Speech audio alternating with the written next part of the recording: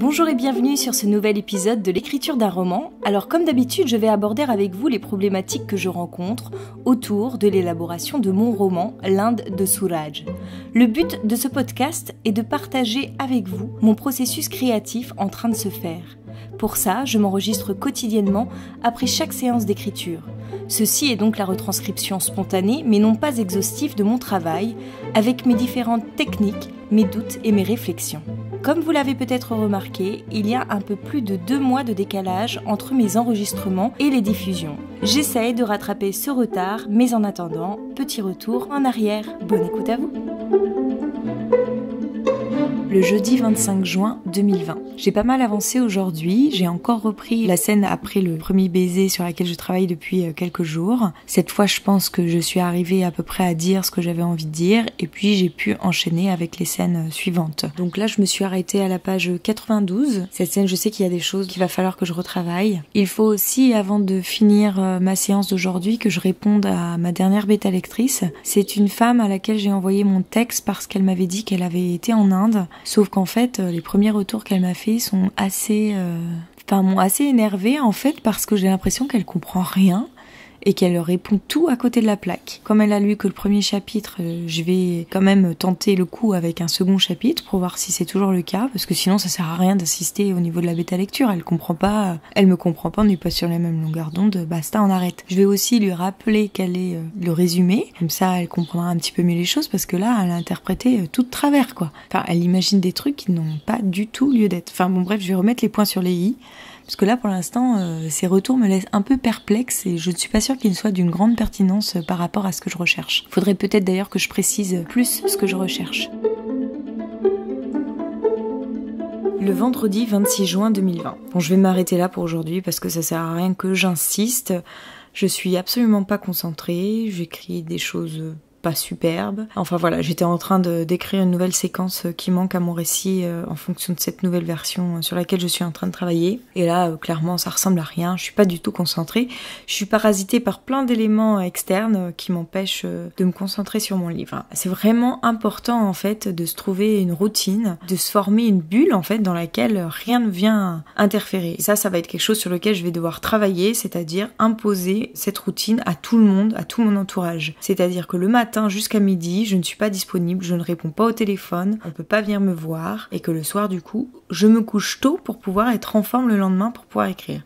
Parce que là, ça fait plusieurs jours, je dirais même quelques semaines, où en fait, j'ai pas une vie très saine, où je me réveille, je suis pas en forme, je suis fatiguée, du coup, je suis frustrée parce que j'arrive pas du tout à faire ce que je veux, j'avance pas du tout au rythme auquel j'aimerais avancer.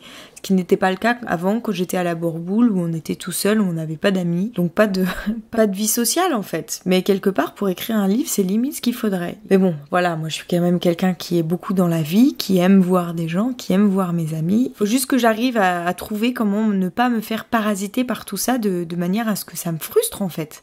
Parce que là, c'est un petit peu ce qui se passe et du coup, je ne profite de rien pleinement. Je profite pas de mon écriture le matin parce que je pense à plein d'autres choses, je profite pas vraiment de mes amis parce que du coup, je me dis, putain, je peux pas écrire, etc., etc. Donc c'est un espèce de cercle vicieux, c'est le serpent qui se mord la queue. Donc faut que j'arrive à trouver le juste équilibre qui me permet de pouvoir écrire en toute sérénité sans pour autant me frustrer par ailleurs. C'est peut-être aussi que ces derniers temps, il y a eu quand même beaucoup de bouleversements dans ma vie qui font que forcément ça a une incidence sur la routine en fait qui permet d'écrire. Un autre travail que je fais en parallèle de mon écriture et qui me semble tout autant important, j'en ai déjà parlé ici, c'est la lecture bien sûr, mais en fait aujourd'hui je ne lis plus sans avoir un petit carnet à côté de moi. Et donc dès qu'il y a un mot que je ne comprends pas dans le récit que je lis, je vais chercher dans le dictionnaire sa définition et je la note dans mon carnet.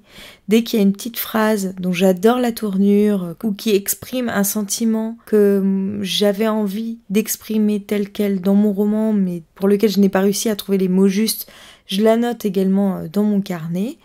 Et puis j'essaye tout au long du livre que je lis de faire des commentaires et des critiques, voir qu'est-ce qui me plaît, qu'est-ce qui me plaît pas. Dernièrement, j'ai entendu dire Bernard Werber que quand on se mettait à écrire, il fallait choisir entre le succès public et le succès critique. Et clairement, j'ai pas envie de choisir, j'ai pas envie d'écrire du Guillaume Musso pour pouvoir vivre de mon écriture. Parce que oui, le succès public est synonyme de revenus, on va dire, qui pourrait me permettre de vivre. Mais d'un autre côté, j'ai envie d'être fière de ce que j'écris. Je serais pas fière si je fais du Guillaume Musso et que j'arrive à vendre une quantité monstrueuse de livres. Peut-être qu'on finit par être fier dans ces cas-là parce que on ne voit plus que son succès populaire et que du coup on se dit qu'on plaît à la masse. Mais non, franchement, moi ça m'intéresse pas de plaire à tout le monde si c'est pour écrire un truc niais. Là par exemple, j'ai une de mes bêta-lectrices qui a pas l'air de trop comprendre la manière dont j'écris, qui m'a fait un petit résumé du début de ce qu'elle a pu lire de mon livre,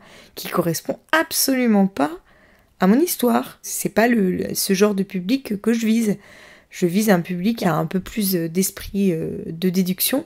J'ai pas envie de prendre mon lecteur par la main en permanence pour l'emmener du point A à un point B en lui expliquant bien par où faut passer, quoi. J'ai envie que mon lecteur il fasse preuve d'un peu de déduction. Après, il faut savoir doser, bien sûr. Le tout n'est pas non plus de complètement perdre son lecteur. Moi, ce qui m'intéresse surtout, c'est l'histoire, c'est d'avoir des personnages qui sont profonds, qui sont pas manichéens, qui sont tout en subtilité, qui sont en finesse. J'ai envie que le lecteur il ait envie de pousser la page suivante. J'ai envie que mes phrases soient bien faites, qu'elles expriment des idées fulgurantes, qu'il y ait une profondeur dans le texte quand même, qu'il y ait une certaine réflexion. En fait, j'ai pas simplement envie de raconter une histoire. J'ai envie d'apporter un autre point de vue, une autre nuance sur le monde. C'est pas juste une histoire, c'est aussi un partage de mes réflexions. On va s'arrêter là pour aujourd'hui et à partir de la semaine prochaine, attention, les jours de diffusion changent. Je vous donne à présent rendez-vous les lundis, les mercredis et les vendredis, toujours à la même heure, à partir de 18h. Si vous aimez ce podcast, n'hésitez pas à vous y abonner ou même à le partager autour de vous. Et pour échanger avec moi, ça se passe sur Instagram où vous me retrouverez sous le nom d'Aurélie Horner. À bientôt!